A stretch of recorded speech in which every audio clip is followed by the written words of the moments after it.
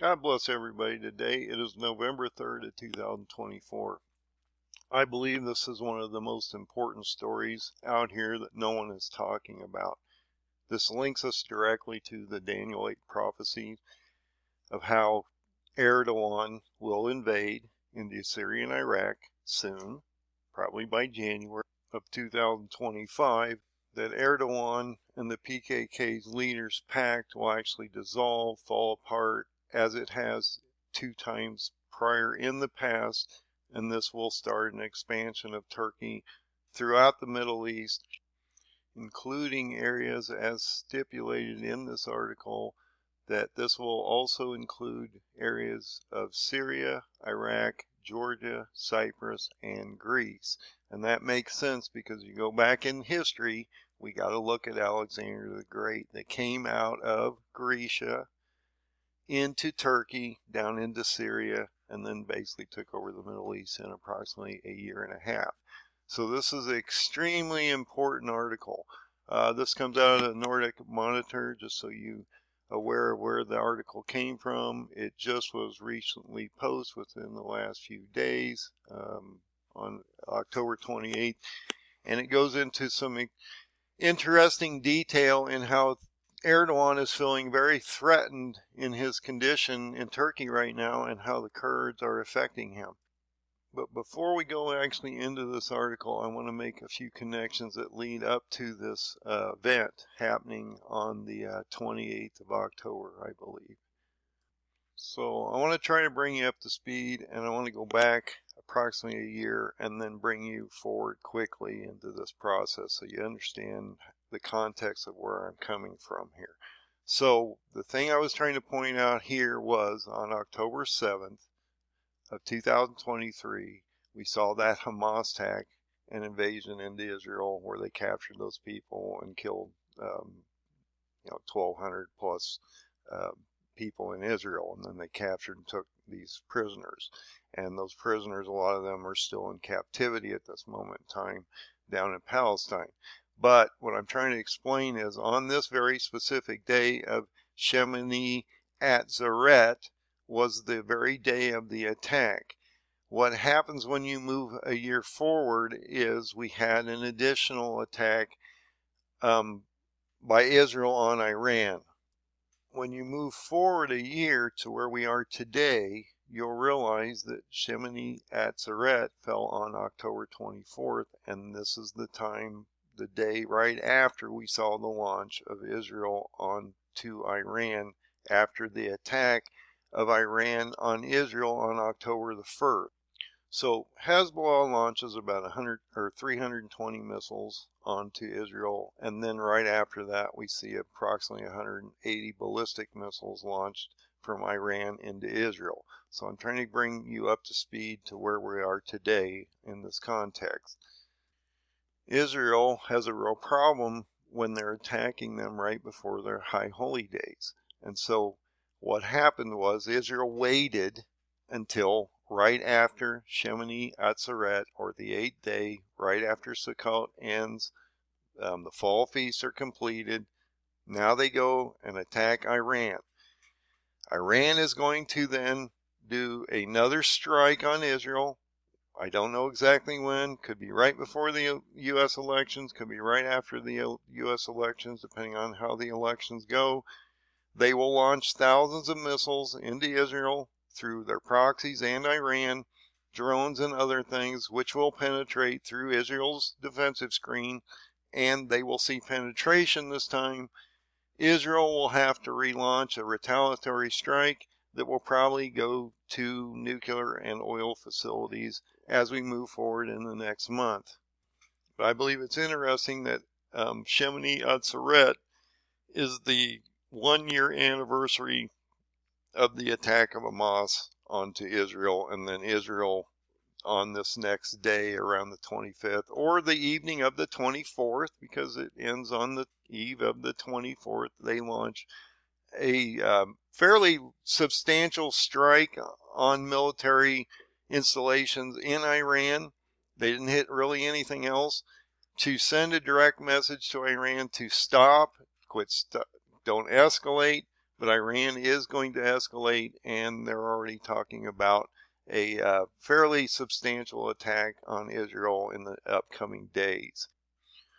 So how does the Kurds affect this situation that we're getting ready to walk into in the next few months, and why I believe Erdogan is going to do an invasion into Syria and potentially Iraq in January, but mainly the main force will go down into Syria.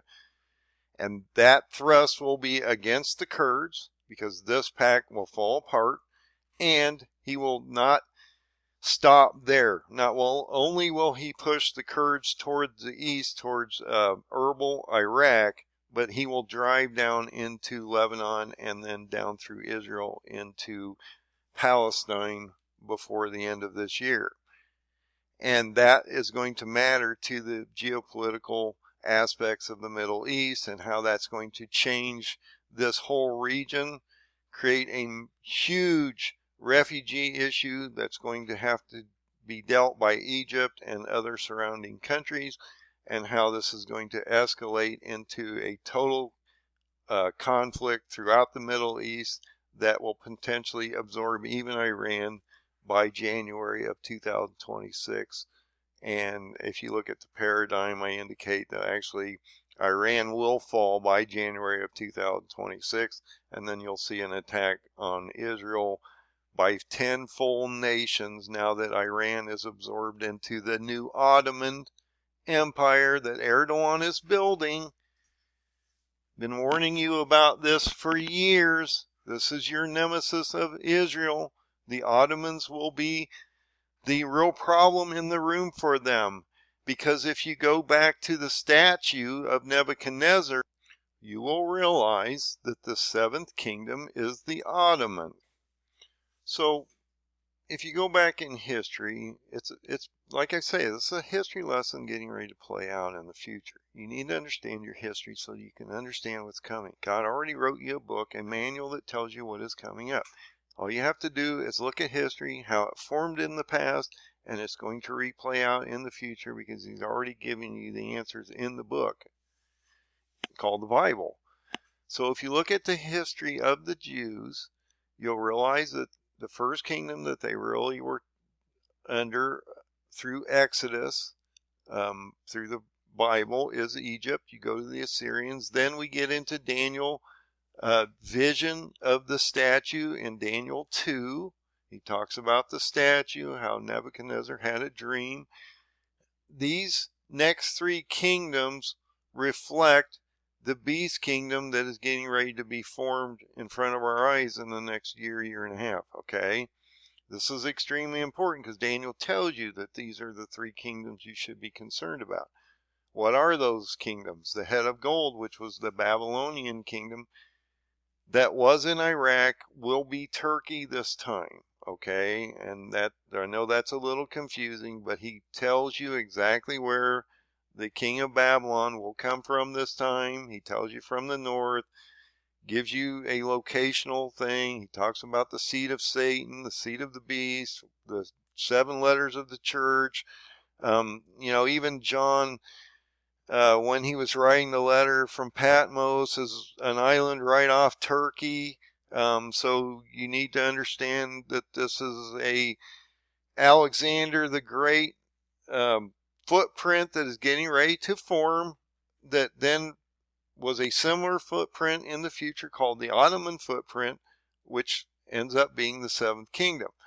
But in this kingdom of the head of gold, which you can find in Daniel 7:4, he talks about the head of gold, how that's the Babylonian king, and that's the lion. When you get into the breast and arms of silver, which is the Medo-Persian Empire, that is the bear with the one side that's a little higher than the other, and 3 ribs in his mouth, which reflect the nations that Alexander overtook when he went down into Syria, absorbed the whole Middle East, actually destroyed Persia in approximately a year after his initial invasion, and a year and a half after his initial invasion, and how he basically absorbed the whole Middle East in that period of time. When you get into this leopard, or the belly or thighs of bronze, which is the Greco-Macedonian Empire, that is Alexander the Great. And that's what I keep talking about. I bring you back to Alexander the Great and how that affects you in Daniel 7:6, and that's the leopard, okay? That is the nation that's getting ready to break out now. You can go back in our history, recent history, and this is Saddam Hussein and his nation that will fall. When you get into the bear, this is Iran that's getting ready to fall in the next year, year and a half, through Turkey. And then Turkey will then take over that third position. But a combination of these three kingdoms in a footprint that looks similar to Alexander the Great's footprint or the Ottomans will turn into an actual beast kingdom. So you can look at these kingdoms and kings and look at where you are in time, okay? You're getting ready to walk into this. And the Kurds matter because that matters to Daniel 8. But I wanted to bring you to the statue. Everybody wants to know the breakdown of the statue, how these three kingdoms that were in Daniel 2 morph into Daniel 7, morph into Daniel 8 as we get ready to move forward, because you're getting ready to walk into literally a invasion by Turkey against the Kurds, which will then force them to align with Iran. And then once Turkey gets around back to Iran, those two nations fall, and then they end up in Israel. So there is a process that God gives us that we should be following here. Another thing that I did do, just so you're very aware of it, I did adjust the 10 nations. And the reason I did that, and I've adjusted them based on the footprint of the Ottoman Empire and how that map looks. And so I've adjusted one last nation here. I've taken off a few that don't really seem to fall in place, and I've added Yemen here, and I believe that these are a really good representation of the nations that are getting ready to attack Israel. So when you look at the Ottoman footprint, and we'll also look at Alexander the Great's footprint, you'll realize that Turkey, which is here, owned portions of Greece, as indicated in that article that I first showed you, expands down into actually Yemen as you get into some of these areas, and so that's extremely important. That also reflects the Houthis. So you've got the Houthis down here. You also have Put and Cush, because you have the African nations listed there, as well as you have Baghdad, and also Iran is in a portion of this footprint also. So you need to look at those connections and how that affected us in the past.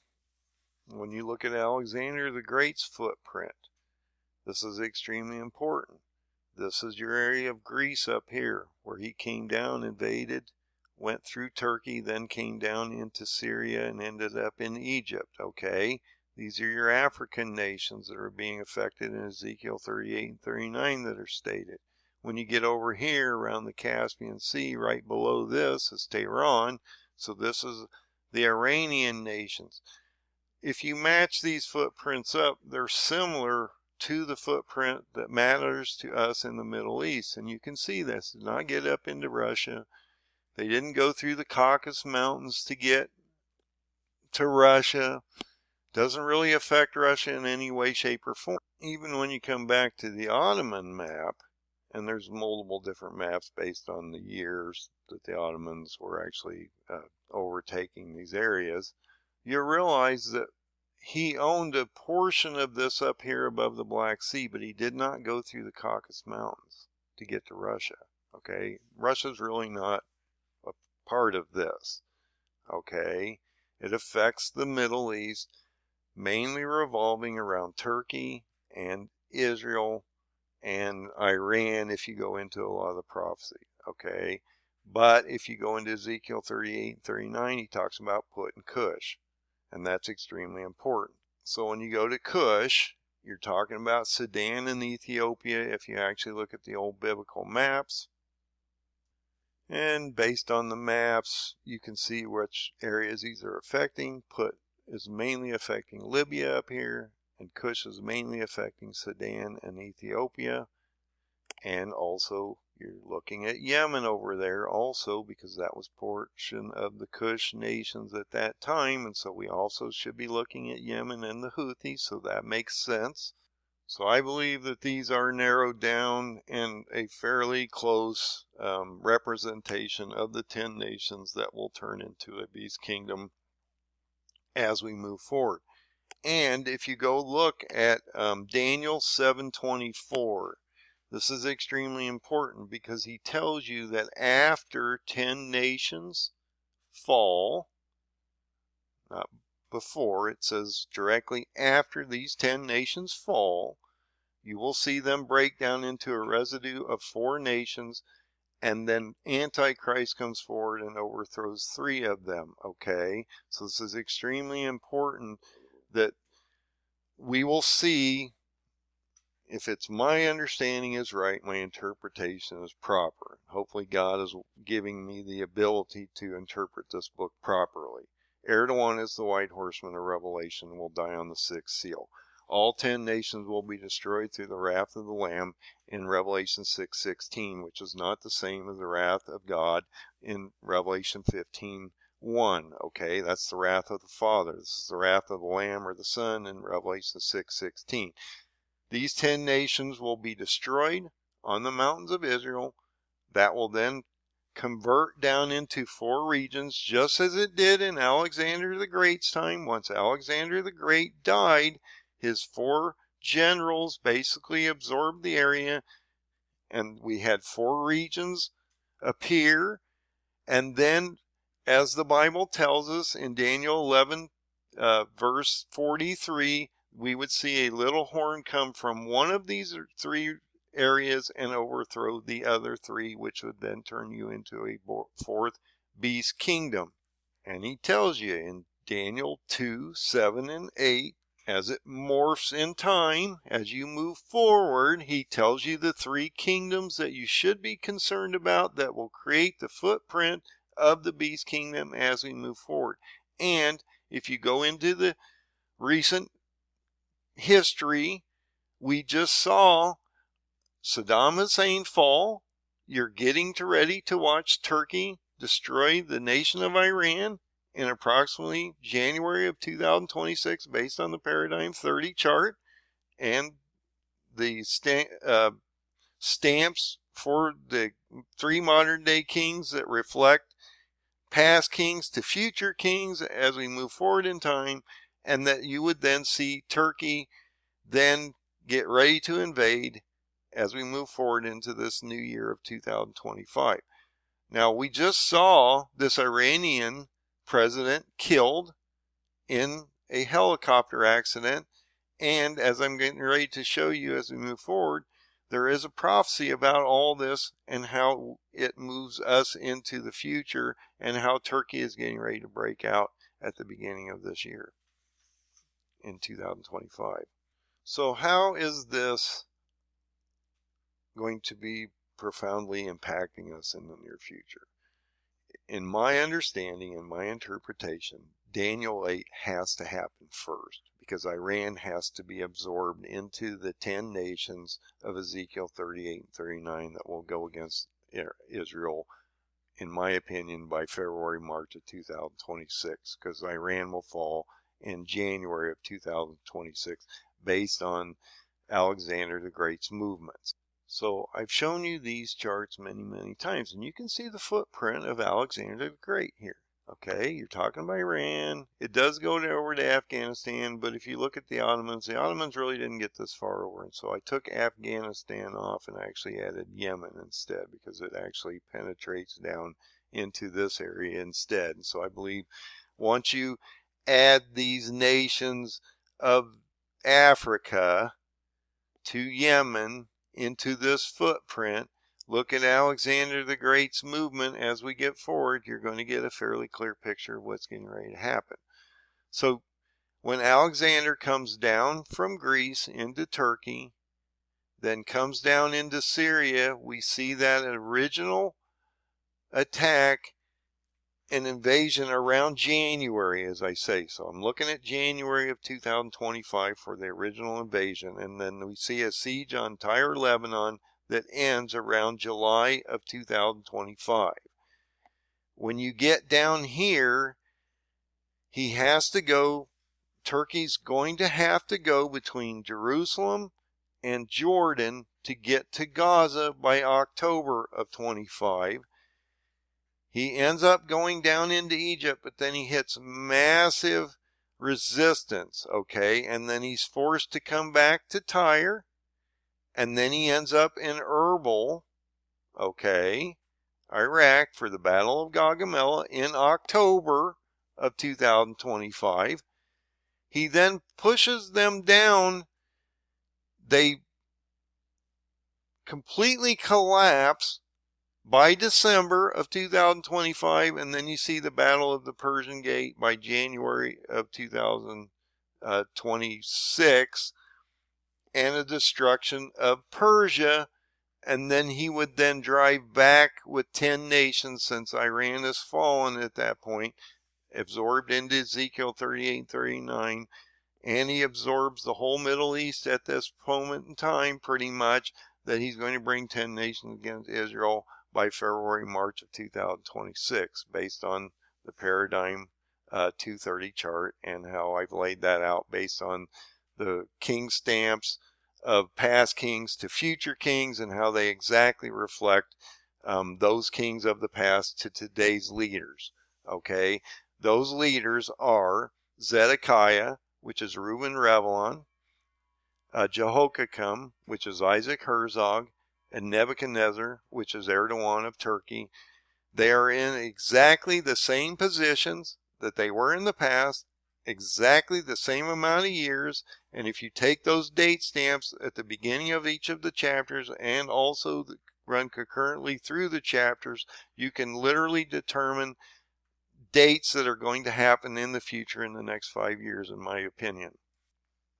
So this is extremely important, that Erdogan and the PKK leader, or the Kurds, are trying to create a pact, that Erdogan is indicating that he's invoking the 1920 Ottoman nightmare back on the Christians and the Jews, especially the Jews in the Middle East. So this pact will fall apart. And also this escalation of the attacks between Iran and Israel are going to be problematic for Erdogan. You have the Temple Mount with some holy sites on there, especially important to the Muslim communities. Okay, you have the Al-Aqsa Mosque, the dome is up there. Israel is going to be literally pummeled with thousands of rockets here in the next few weeks. Turkey is not going to want the Temple Mount damaged, so he's going to go into an acceleration mode to try to stop this carnage. And when they start seeing missiles literally explode above the Temple Mount, this is going to be a real problem for him. And the Persians don't care about it, okay? They're not Muslims, they're Persians. So they don't care about this holy seed of God. And so Erdogan is going to be pushed into a hard position. And as it indicates, if you go through this article, and I'm not going to go through the articles, I don't want to make this extremely long. Just realize that he just attacked these Kurds, okay? He just attacked them because they had an attack on an aerospace facility in a car. And what's really interesting about this all happened around Shemini Atzeret, okay? So on the 23rd of October, we had an attack on a aerospace technology company in Turkey, okay? This is extremely important. Right after that, Erdogan launches multiple attacks against the Kurds and the PKK in both Syria and Iraq. Now, Turkey blames the Kurds, even though they didn't come right out and say they did it. They blame the Kurds. And then right after that, we saw the launch of these strikes on both Syria and Iraq, which occurred just around Shemini Atzeret, which was on the 24th. So you got to watch, because you got these evening events. On the 23rd, the evening, you go into Shemini Atzeret. Okay, so all this happened right around this very specific date on the Jewish calendar, which was exactly a year after the Hamas attack on October 7th of 2023.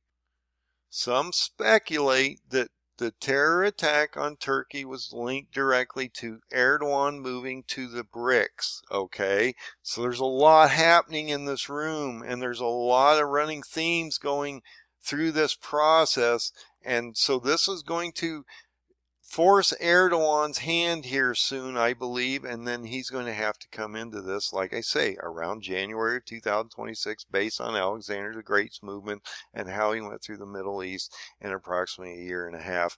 And you're going to end up on Israel's doorstep. Once Persia falls on January 26, you're going to end up on Israel's doorstep around February, March of 2026. Based on the paradigm chart. I've been trying to explain this. This chart is a viable chart that's giving you real-time information as we move forward, because he wrote you a history lesson that's going to play out in the future. And I truly believe that. So I'm going to put some connections together in the Bible, and then we're going to actually go look at something about the Kurds I think is going to play out as we move forward. And I think this is extremely important.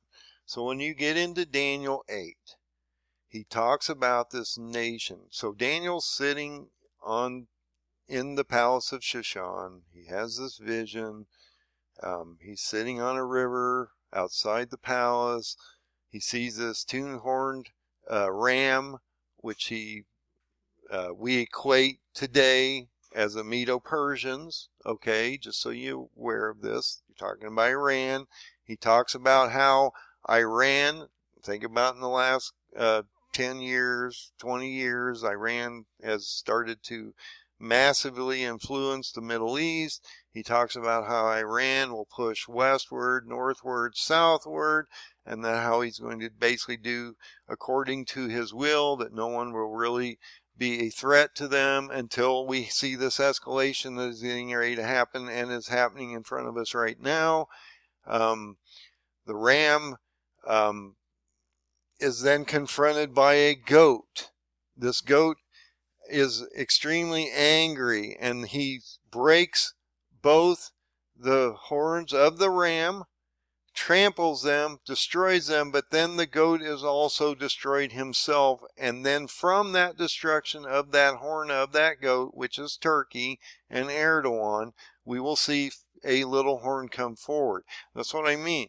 You're going to have 10 nations break down into 4 regions, and then a little horn comes out, because you're going to see this absorption of the Middle East. Erdogan is the white horseman of Revelation, in my opinion, that will die on the 6th seal, and then you start into a trumpet phase that takes you into an Antichrist phase, which then talks about how we have this destruction right prior to the 4 winds of heaven being indicated. Why is that important? Well, if you go look at the 4 winds of heaven, and I've explained this many times, they're held on the 7th seal when the elect are selected. Okay, that's between the 6th seal and the 1st trumpet. You have the 7th seal. They're being held there. If you go from chapter 6 to chapter 8, you go from the 6th seal to the 7th seal. The 7th chapter in between talks about how the 7th seal is a selection of the 144,000, how they're going to go through tribulation. Most of them are going to perish, and they're going to end up in heaven with God. Okay, so that's why that break is so important. That's why I say, look, if you read Revelation chapters 1 to 6, 8 to 10, 15, 16, 20 to 22, it makes a complete story, and then you have to build in the 3 additional visions that John gives you that also reflect multiple events that happen in the main storyline, mainly reflecting the 5th, 6th, 7th trumpet and the 1260 days. Okay, but look at this. The goat is destroyed prior to the four being released, okay, and held. They're being held on the seventh seal. They're being released on the sixth trumpet. He's telling you that. So this goat is going to be waxed, become very strong, and then he's broken. Then you have on the sixth seal, then you have the seventh seal where they're being held back. The little horn comes out on the sixth trumpet. When the pit opens on the fifth trumpet, the sixth trumpet is when the Antichrist and the false prophet come out, and then you have the Lord come back on the seventh trumpet. So he's giving you a procession of events right here, okay? Then when you go into into the 20th verse, he tells you about the interpretation. He wants you to understand that this is for the appointed time of the end, okay? And that you're going to watch two kingdoms merge. The Medes, after they're attacked by Turkey, are going to get forced to join Persians or Iran, and then the Grecian goat or Turkey will come down, destroy them, and then he'll be broken. This is extremely important when you go into Daniel 7:24, because when you come down to 7:24 and you actually look at it, it tells you something extremely important. And look, you've got to look at his words extremely carefully and how he presents this to you. 10 horns will start. They'll attack Israel. They will rise up, and then they will fall. Because he tells you that 10 kings rise and then another will rise after them. Not during them, not before them, any of that. It tells you clearly after the 10 nations you're going to see a diversified kingdom of 4 regions, and he shall have subdued 3 of them, and that all turns into a beast kingdom. And I've shown you that footprint on Daniel's statue of Nebuchadnezzar's dream. So it's extremely important. When you get into the other verses and other chapters of Daniel, this leads you directly into the Kurds. So let's take you forward. You go from chapter 7 that tells you 10 nations will start, be destroyed. After them, you'll see 4 nations rise from that residue, turn into a beast kingdom, because Antichrist will come forward and overthrow or subdue the other 3 nations, or they'll just follow him. Let's put it that way.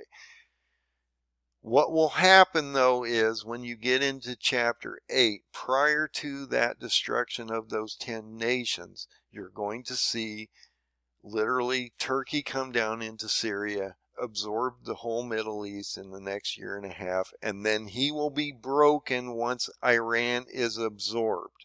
Okay? That takes you directly into Ezekiel 38 and 39 prophecy, because it talks about the first country listed in Ezekiel 38 and 39 is basically Persia. And he gives you a number of these nations in Ezekiel 38 and 39 that you should be looking forward or looking to the nations that are getting ready to attack Israel.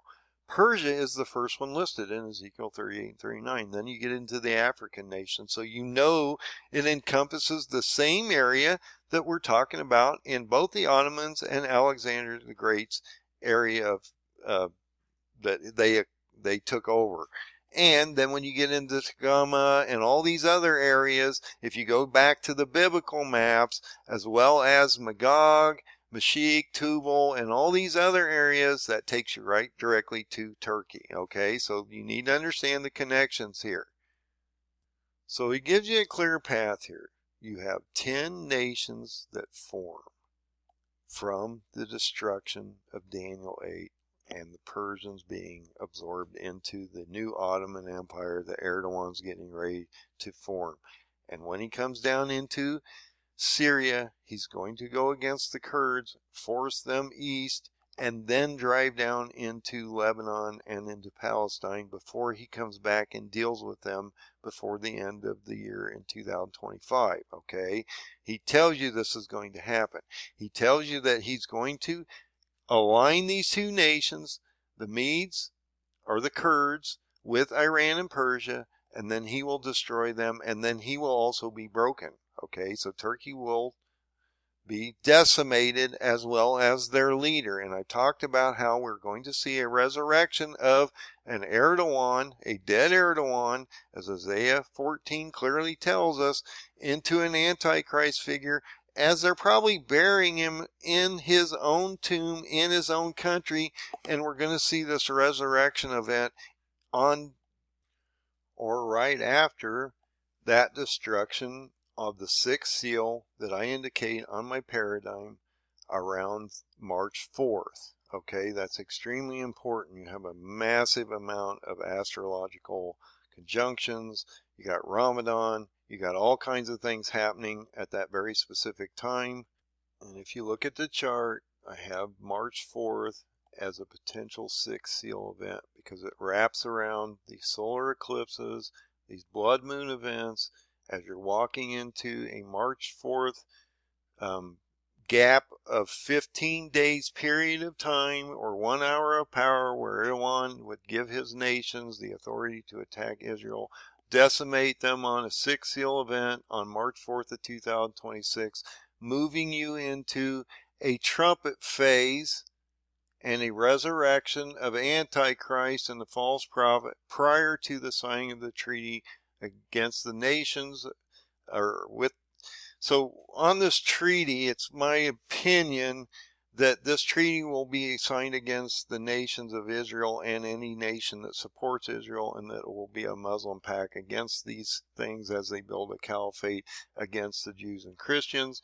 And then this is extremely important because once that happens, and you come over here, you realize that the 1260 days falls between March 30th of 2026 and the rapture event, or I believe the seventh trumpet, which happens on the first day of the Feast of Trumpets on September 10th of 2029, just prior to the event of the ending of the Shemitah cycle that we're in right now, the 7-year Shemitah cycle between 2022 and 2029.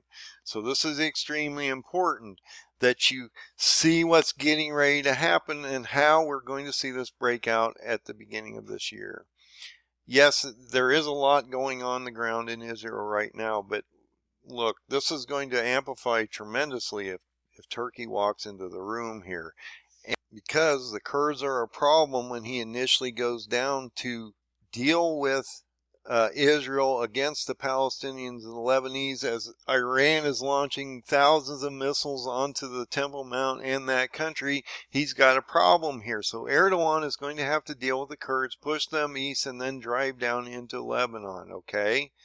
Now, right after that aerospace attack on the 23rd, we saw Erdogan unleash missiles against the Kurdish targets for a couple days, and so that went right directly into Shemini Atzeret and that end of the holidays. And also, if you look at the 23rd on the Jewish calendar, that's extremely important because that ended the Jewish holy days of Sukkot, or the Feast of Tabernacles.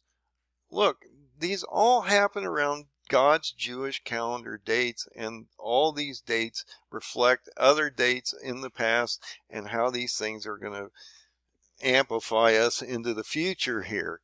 Look at all the things at the same time of all this. Like I say, you had that BRICS meeting, which was held between the 22nd and the 24th of October. So, and that attack happened on the 23rd. Then what happened? You saw Turkey launch massive strikes into Syria Iraq. And all this happened in approximately about a 24 to 48 hour period of time. That's what I mean, how important these things are.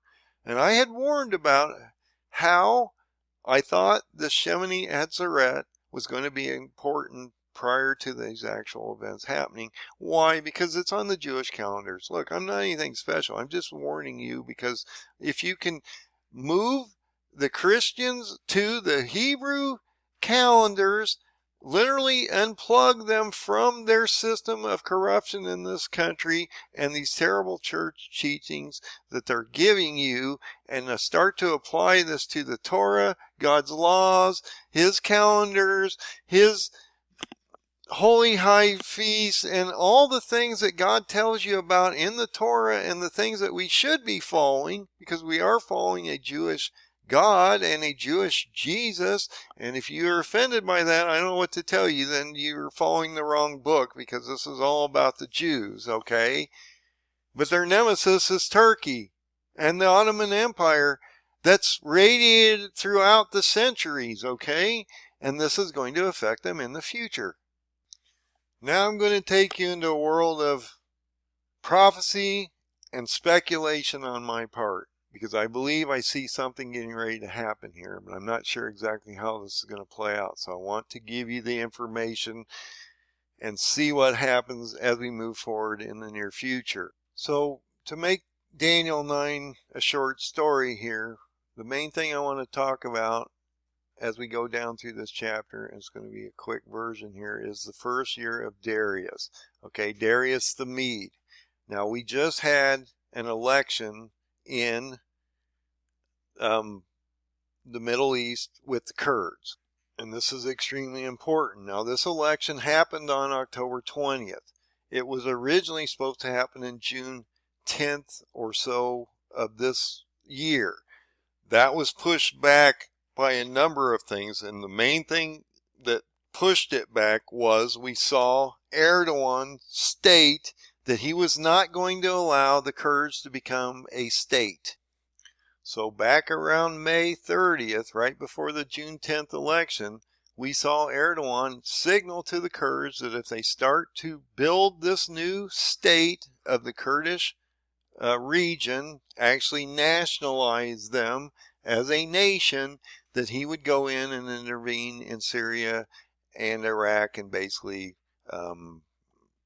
he's been launching missiles and rockets and drones and attacks against them since. And so he did disrupt this originally on June 11th, 10th, 11th, and then they went ahead and had that election on October 20th of this year, just in the last few weeks here. So the Kurds have now run their election cycle, okay? That happened on October 20th. This is extremely important. And what happened? You had the elections on the 20th. You had the attack on the Ankara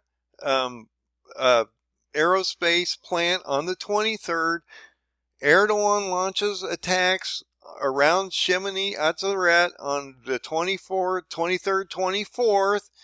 And now you're getting ready to see what they are trying to do is put this pact together, which if you go down to the end of the article, because I'm not going to go into this article, if you want to read the article, that's up to you. I've given you the basic breakdown, but it indicates at the end of the article that they have tried this a couple times before, and that it's fallen apart every time that they've done this, okay?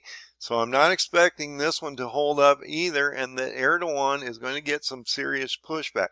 Now, there's an angle that I want to bring to your attention based on Daniel 9. So he talks about the first year of Darius the Mede. Well, I have an issue with what might happen here. I shouldn't say an issue, but I have a question of what that means and how this might play out, because I can't say this guy's name probably to save my life, but this Barzani is the president or the leader of the Kurdish nations right now, and he's assumed office in 2019. And this is a 4-year process that actually has been disrupted due to that disruption of Erdogan in the elections back in the spring of June. Okay, so he's got a 4-year term that's renewable once, so he could be reelected. Now he's overdue because of that problem with the elections in the earlier part of the year. So will this man be reelected, or something could happen to him? Because if you follow the paradigm, this won't be, if he's reelected, now that they have a parliament that's going to select a new president, we don't know who that president will be, or something could happen to this man, because when you go to Daniel 9, it talks about the first year of Darius the Mede. Well, this wouldn't be the first year of Darius the Mede, okay? This would be like his 5th or 6th year, because now he's moving into a new cycle. And so my question is, will this man actually be the new president of the Kurds, or will we see an additional individual come in, or possibly something would even happen to him through these attacks of Turkey onto the nation of the Kurds? Maybe they would target this leader, and then we would see a new leader come in, because it clearly tells you that it's the first year of Darius the Mede, okay? So why is it the first year of Darius the Mede? Right before he talks about the judgments that's getting ready to happen to Israel, and how he's going to confirm a covenant for 1 week shortly after this. And we're talking about that period of time in March of 2026, okay, on this very specific verse. And all these things prior to this are the judgment that's getting ready to happen to Israel during the first year of Darius the Mede, which is probably going to be at the end of this year or the first part of 2025, when they pick this new leader. And I don't think it's going to be this man that's the president now. And the reason I believe that is because of this very statement here, because I believe that we will see a new leader of the Kurds come in. I may be wrong on this. I'm only speculating what the Bible's giving us, and he's clearly saying right before the Jews go under judgment, we're going to see the first year of Darius. Well, this guy's been in already 4.5 years, and so, 5 years, so it's not him, at least in my opinion. So will we see a new leader, or possibly something happen to that leader of the Kurds?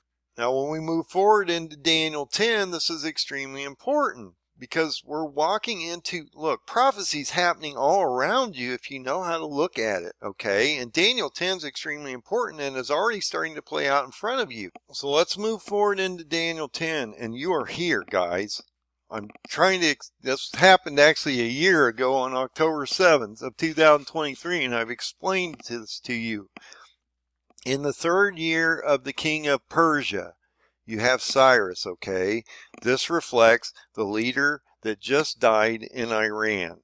So when you go to the list of the leaders of Iran, and this is going to play out in Daniel 11 as we move forward, so keep an eye on what this transition I'm getting ready to show you here.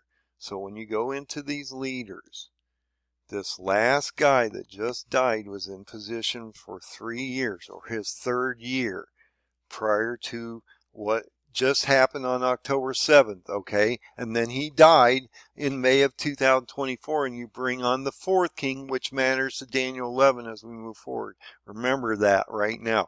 This guy is the 4th king that he talks about in Daniel 11. This guy just died, and he was there 3 years. This is his 3rd year. On that 3rd year, in his term, you saw the attack on Hamas on October 7th of 2023. So I've talked about this many, many times, and I've done many, many videos on here that we could have predicted the attack of October 7th of 2023, because Daniel tells us what's going to happen. He tells us he's in the 3rd king of the king of Persia, or the leader of Iran, okay, that he's mourning for 21 days, or approximately 3 weeks. He's in the month of Tishri. He sees the vision on the 24th of Tishri. Okay, that is October 9th of 2023. If you go back and you look at those 21 days prior to that vision, okay, if you go from October 16th of 2023, you're at the very first day of the Feast of Trumpets. You move forward. So I want to bring you to the calendars to show you what I'm talking about here. So I'm not trying to confuse you, and I'm not trying to show you something that doesn't exist out here. So if you go to Tishri 1, Daniel has a vision on Tishri 24. He's talking about the 3rd year of this king of Persia. We know the 3rd year because he's in position at that very moment in time. If you count 21 days from Rosh Hashanah and you move it forward to the next month, that takes you to Shemini Atzeret on October 7th, okay? And then he has a vision on the 9th. And I had indicated a couple months or a month prior to this that we would see an attack in this period of time, because I could see it. based on the kings, based on the paradigm of 2030. I'm not giving you information that we can't literally extract out of the book itself, okay? And I've shown you all these connections and where they're being found. Then when you move a year forward, on October 24th of 2024, you end up on Shemini Atzeret and this block of just terrible things going on in this period of time. You got the end of the fall feast. You got the BRICS meeting between this period of time. You had the attack on the aerospace group in Ankara on the 23rd. Turkey launches against them on the 24th and 25th. Israel is attacked on the 1st of October, right prior to their Holy Five Feast. So they wait for an attack on Iran just after Shemini Atzeret, going into the 24th, 25th, because that ends on the eve of the 24th, so they can then realize that they're not in the holy high days and go ahead and attack Iran. Now you're getting ready to watch the Iranians literally do an additional launch against Israel with thousands of missiles, which is then going to do a massive escalation against their Iranian facilities against through Israel as we move forward.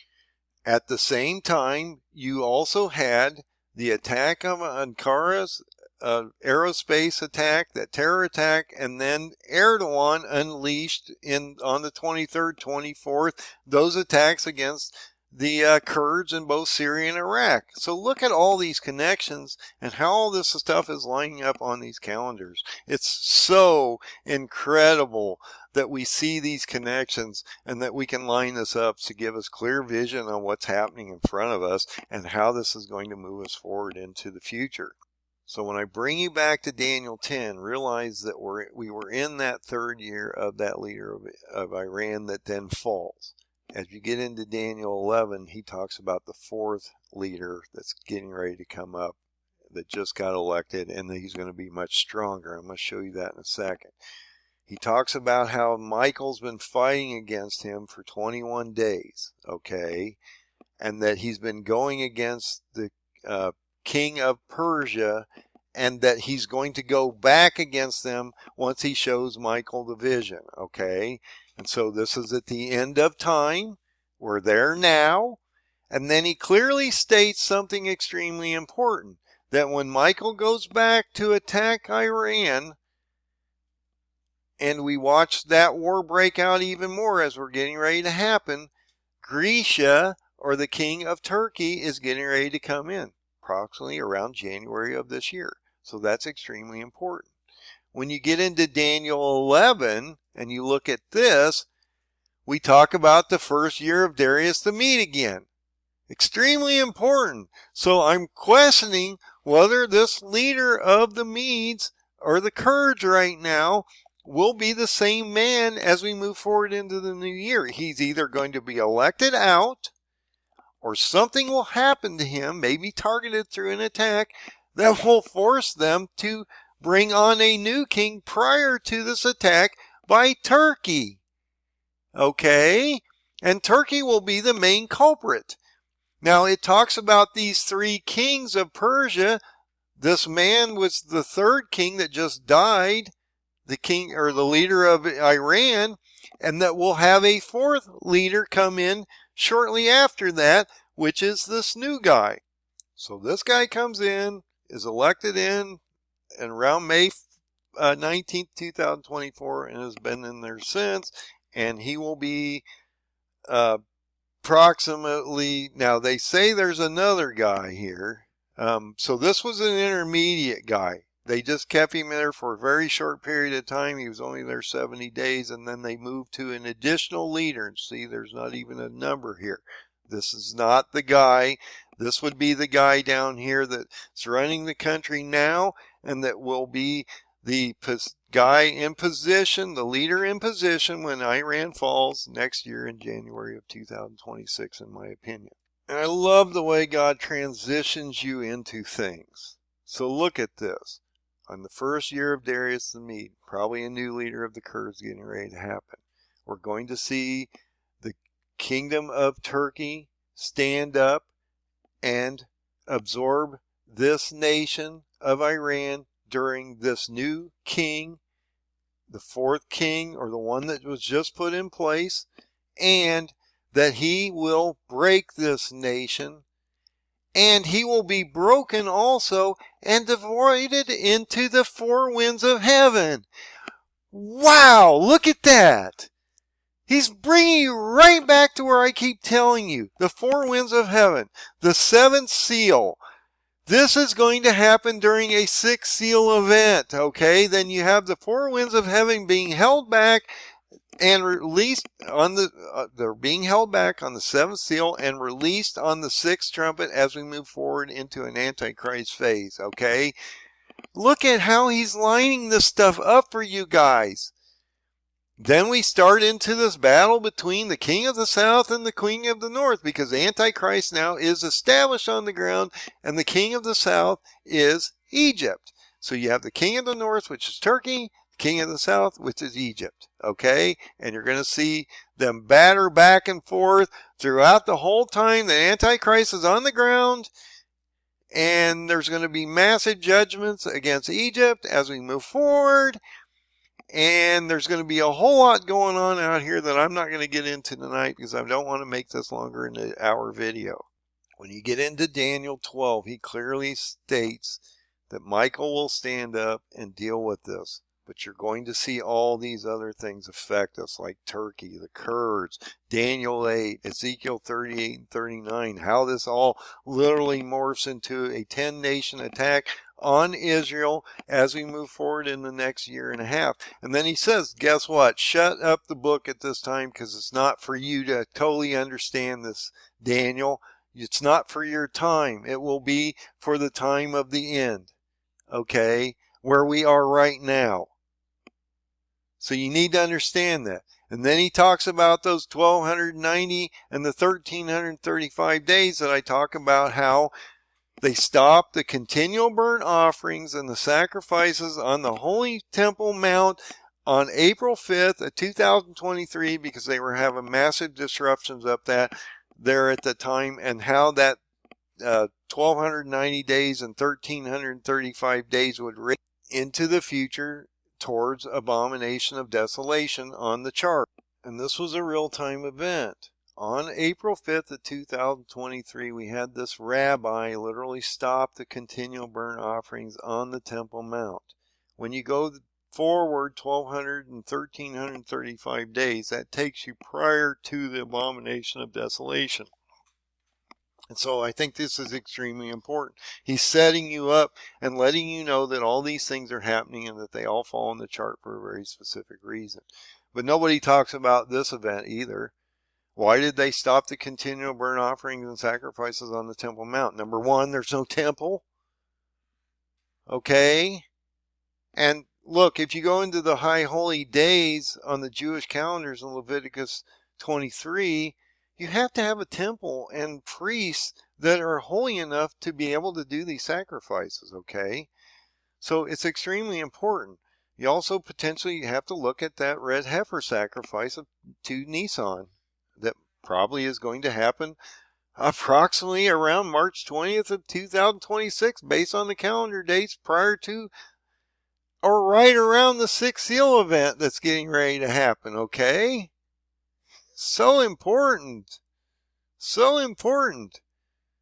Because if you look at Leviticus 13 and 14, it talks about how we have a red heifer sacrifice, and then he splits the Mount of Olives in half and makes an avenue for the exodus of the Jews for the remnant going into the 1260 days prior to the signing of the treaty, in my opinion. So hopefully I've made some really cool connections here for you guys, and you can follow the book of Daniel into the future, and you can see how it transformed into where we are today. It's extremely important that you understand these connections and that you put all these links together and that you tell somebody that these things are happening, because this isn't just for you. Look, God gave me the ability to unlock this stuff, to give it to you guys so that I could show you the path forward. And you can see what's coming up so you can protect your families and things. That's all this is about. I'm not here to benefit or profit off this. I'm warning you what's getting ready to happen. You may or may not agree with me at all. That's your problem, not mine. I've shown you where this paradigm comes from. I showed you how I build it. I show you how all the connections come up. I put it in massive detail, and now it's getting ready to happen in front of you. Please listen to me and get ready. Put your oil in your lamp and get right with the Lord Jesus. And God bless and have a great night.